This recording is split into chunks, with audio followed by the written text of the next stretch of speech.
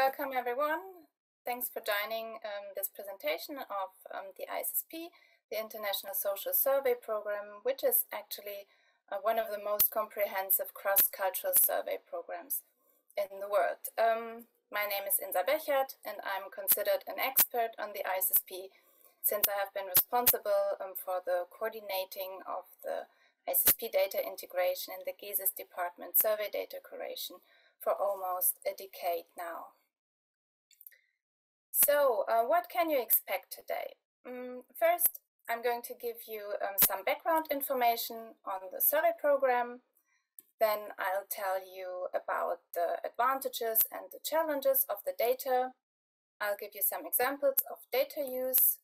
And finally, show you how you can access the data so that you can work with them yourself. Let's start with some background information. The ISSP is a collaborative cross-national survey program that was founded in 1984 by 4 countries, Australia, Germany, Great Britain, and the US. And it was developed out of a cooperation of general social surveys. And that means that the initial idea was actually not to found a standalone international survey program, but the principal investigators of the national surveys in the founding countries wanted to collect some additional data that would be internationally comparable. So they agreed on a set of questions on a certain topic and just added them to their national surveys. And that's also the reason why ISSP surveys are still rather short, with 60 items and not more than 15 minutes for the respondent to answer. ISSP surveys are conducted every year, and the questions are always on only one topic that is important for the social sciences, and this topic changes every year. 3 GESIS departments are involved in the whole process. The department Data and Research on Society in Mannheim is the German member institution and collects the German ISSP data. And we at the department Survey Data Curation in Cologne, we harmonize and integrate the data. We prepare the documentation and support principal investigators and users. And the department Data Services for the Social Sciences takes care about the data distribution and the archiving. So what you see here is a map of ISSP member countries in 2022. After this initial phase with the 4 funding countries, soon more and more countries joined, and meanwhile there are 43 countries, as you can see, distributed all over the world. However, this number is not always stable. And the main reason for this is because the ISSP countries have to take care of their own funding. There is no central funding. And this funding does not always work out for every country. And after a couple of years, when the country is not able to prepare the data, then the membership lasts and another institution has the chance to apply. And that's the reason why you will not always find the same data from the same countries in the datasets. And this is a list of ISSP modules, what others would call survey waves. And a so-called module covers some questions on beliefs, attitudes, opinions, behavior on one umbrella topic. And these are the umbrella topics that have been surveyed so far. ISSP started in 1985 with the role of government, asking questions about what respondents believe are the rights and duties of national governments, what are the responsibilities. Next topic was on social networks, shedding some light on how social networks of the respondents actually work. We have a module on social inequality, religion, family and gender roles. and so on. And as you can see, the modules after a certain period of time are repeated. And these intervals were rather short at the beginning, and meanwhile there are around 10 years between two repetitions. And repetition in this respect does not mean that a questionnaire is repeated as a whole, but it's 2/3 of the questionnaire that is repeated. And with 1/3, then the survey program has the chance to react on certain current development or such, or try out new measures on long-established concepts. Example for new developments that could not be foreseen is in the social networks module, for example, in 2017, one of the main subtopics was about social media, which was not a topic, of course, in 2001, let alone in 1986. Okay, so and this procedure of repetition now produces a combination of two research design. On the one hand, cross-national, and on the other hand, cross-time. But of course, we're not talking about panel data here. The samples are representative random samples of the country's adult population, and they are drawn newly every year.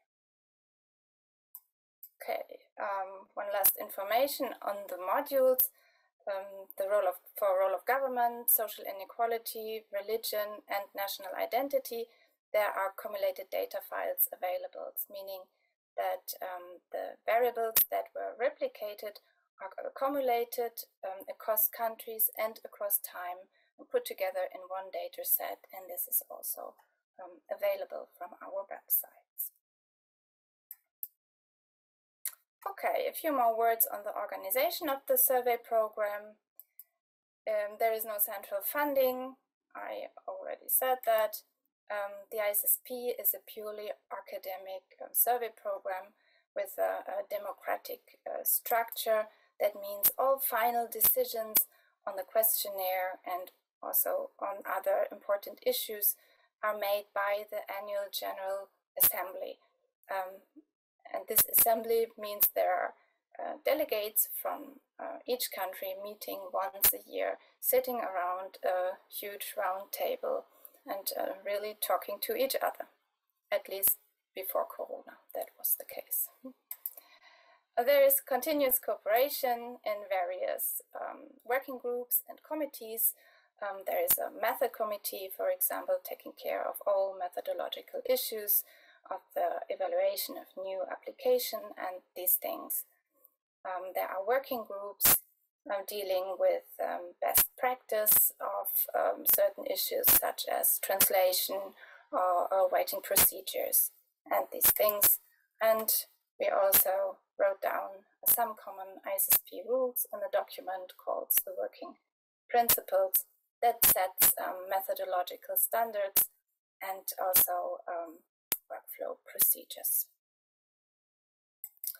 Okay, so much about the survey program. Now let's turn towards the data.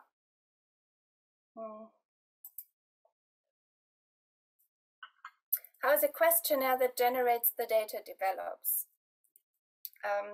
The first step must always be a module proposal, and modules are proposed by single delegates or a group of delegates, and this is either the proposal for a new topic or for a replication.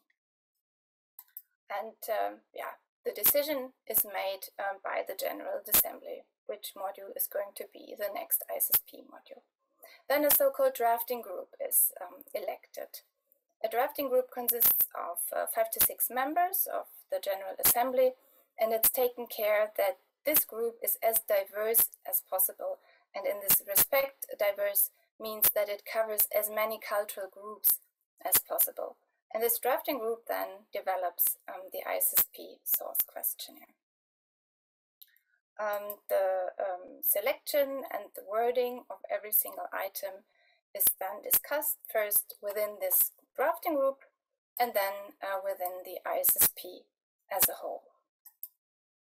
New items are pre-tested in selected countries, and the final ISSP questionnaire then needs to be implemented in the ISSP member countries. Implementation means it must be translated into the national languages, and the questionnaire must be brought into the form how this country wants to collect the data, like the collection mode, be it a face-to-face interview or a web survey, but we'll come to this later as well. There's a detailed documentation on the questionnaire development process, and this documentation can be downloaded from the GESIS web pages, and I'll show you later where you can find this. Okay, so what are the results of all these discussions? We have a general module topic, for example, family and changing gender roles, and this module topic provides the framework for the content.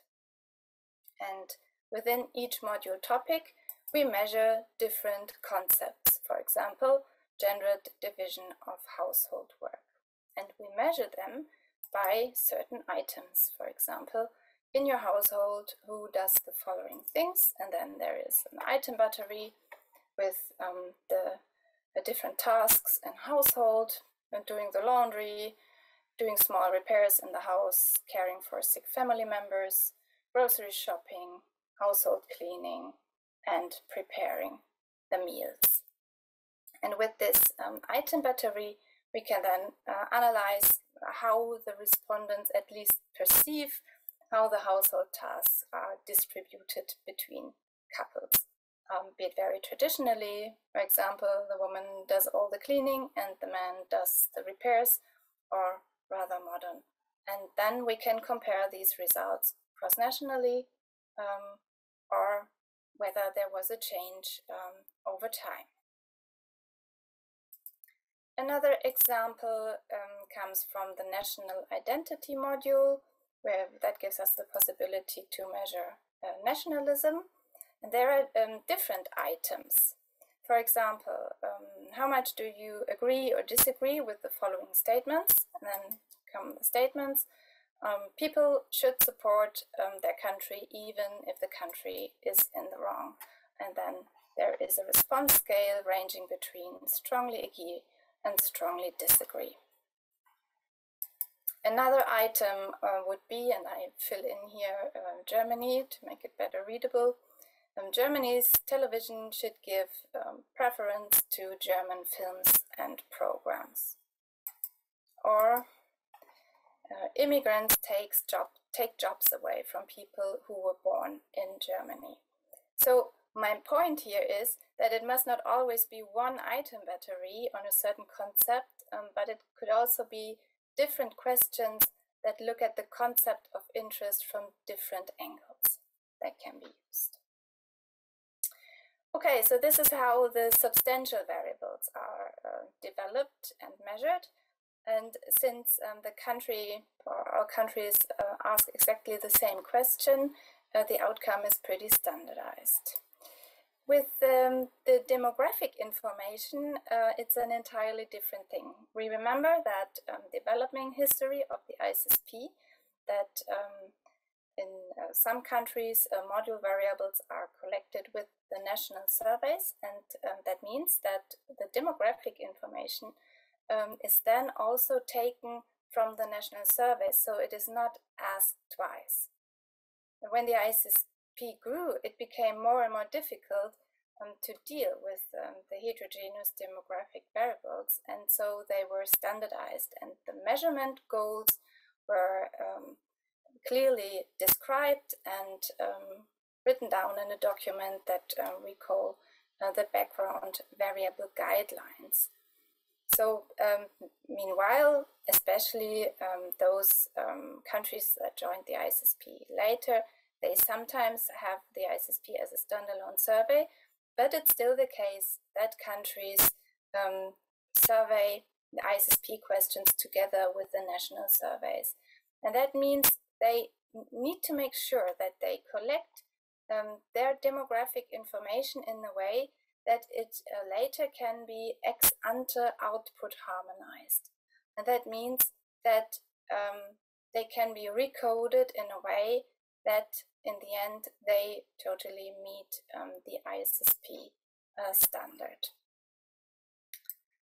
The exact wording of the national language and also the English translation of this has to be documented, and these documents as well as the guidelines can also be downloaded as documentation material so that users know exactly what was actually asked. Right, so examples of data use. So this is definitely not the place to present any comprehensive analysis and results of scientific studies that used ISSP data. But still, I would like to give you a hint on what kind of analysis can be conducted with the data. And the first category, most obviously, would be substantial research by answering concrete research questions with micro-level data. And I have got an example here from the social inequality module. The question goes, we would like to know what you think people in these jobs actually earn. And then there is this list of jobs: a doctor in a general practice, a CEO, a shop assistant, an unskilled factory worker, or a cabinet minister. The question text is actually much longer and explains in detail how respondents are supposed to fill in what they think people earn. The following item then asks, how much do you think they should earn? And it gives us the possibility to, for once, answer the questions. The question is a person working in one of these jobs paid fairly in a society? But what the data also can tell us is how egalitarian a society actually is. A totally egalitarian would mean that people are of the opinion that a CEO and an unskilled factory worker should earn exactly the same thing. Like, hard work should earn the same regardless of the qualification level. And some society are generally said to be less egalitarian than others. Now, this is what the results of an analysis could look like. So these graphs summarize the distribution of attitudes on what ISSP respondents in 2009 thought a CEO would earn, should earn, is expressed as a ratio to what an unskilled factory worker should earn. And as you can see here, at the most egalitarian end of society, so those 10% with the most egalitarian opinions think they should either earn the same or as a maximum the CEO should be allowed to earn twice as much as the factory worker. And then you see at the graph that not really much happens. So there is not much difference between those societies that were part of the analysis. The median respondent in the US would allow a CEO to earn 7 times as much as a factory worker. And in Sweden, which is the lowest line here, it's 5 times as much. So not much a difference. The difference then occurs at the very inegalitarian end of society. So those 10 to 15% with the most inegalitarian attitudes. Here we see that in the US, a CEO would be allowed to earn more than 200 times as much as an unskilled factory worker, what they actually do, and even more. And in Sweden, the maximum is at 23.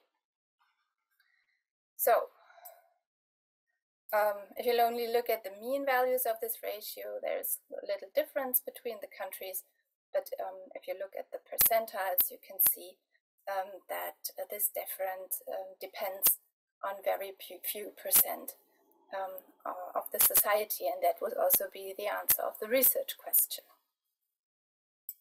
Okay, apart from answering concrete research questions, ISSP data can also be used for more fundamental research, or as we would say in German, Grundlagenforschung.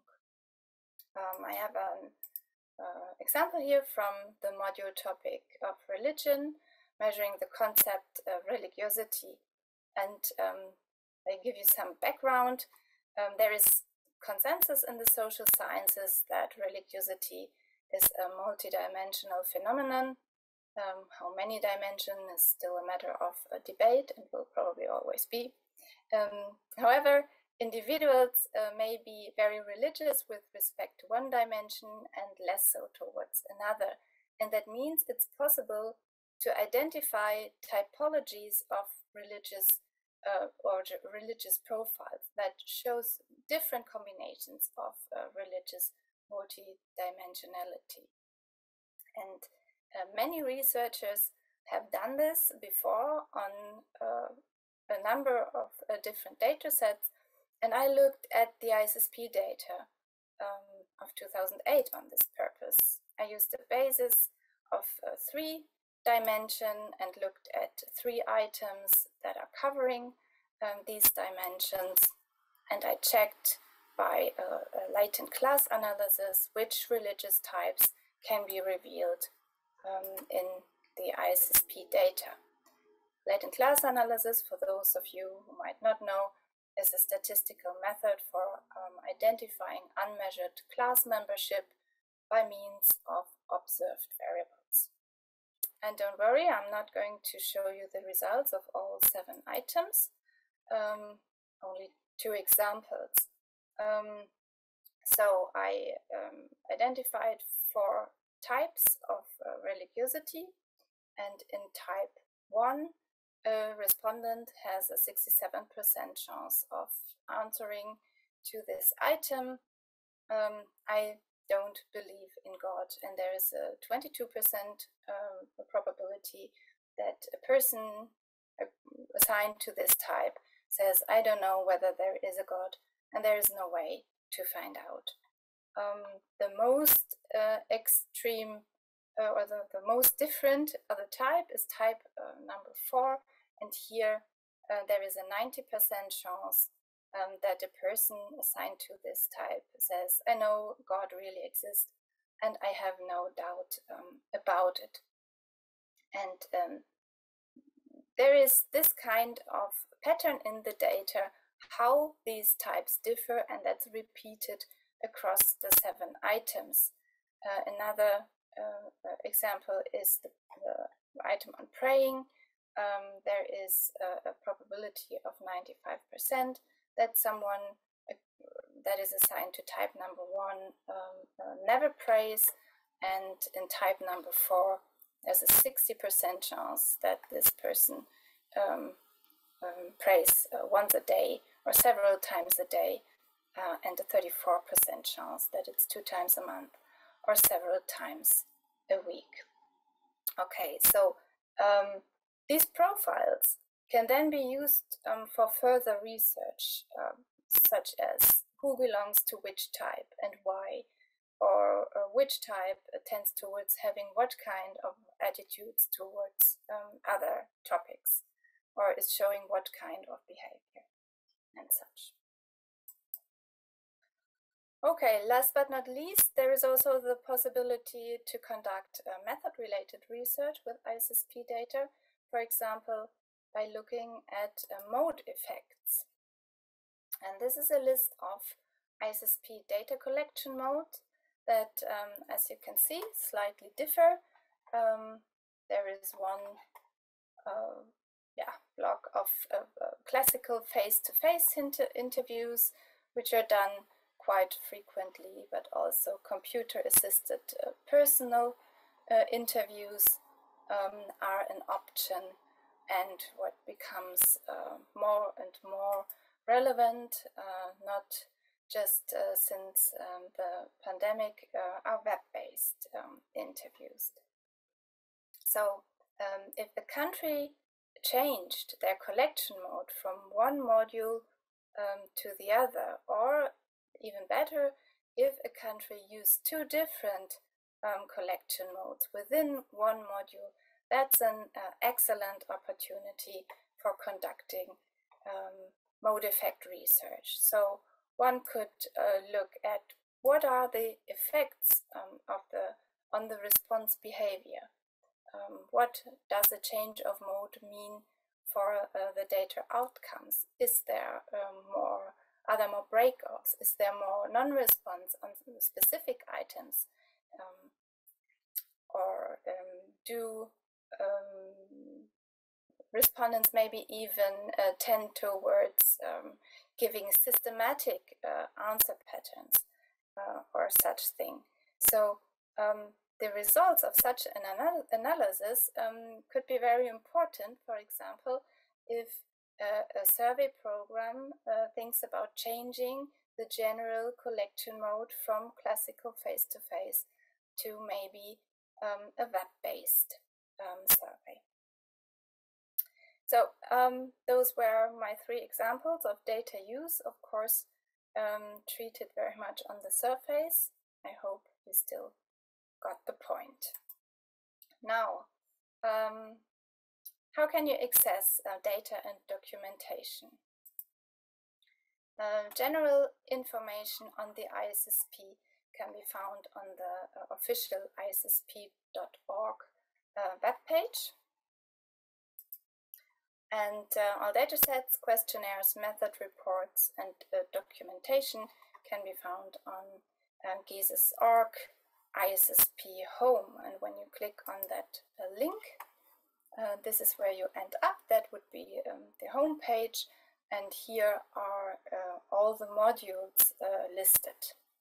So if you click, for example, on the role of government module, you get a page that shows you all the information that is available for this module, and all the different modules from the different years are listed, as well as the cumulation.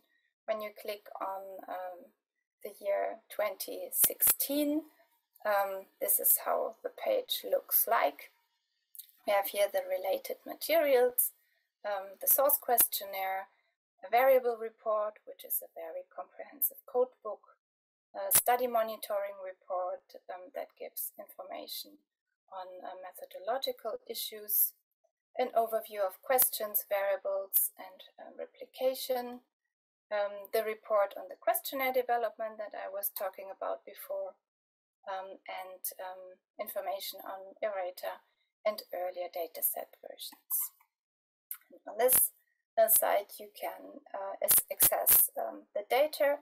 You click on download data and documents, and you will be forwarded to this page, search at GESIS.org, directly to the datasets you are interested in. What you need to do now is log in, or if you don't have login data yet, you need to register. After registration, there is free access for academic use of ISSP data. And you can click here on dataset. The last decision you need to make is whether you would like to have an SPSS or a data file. You click on downloading the zip file, and you will get the fully integrated data sets, including all countries that participated in this module and hopefully become very happy with the data. Thank you for your attention.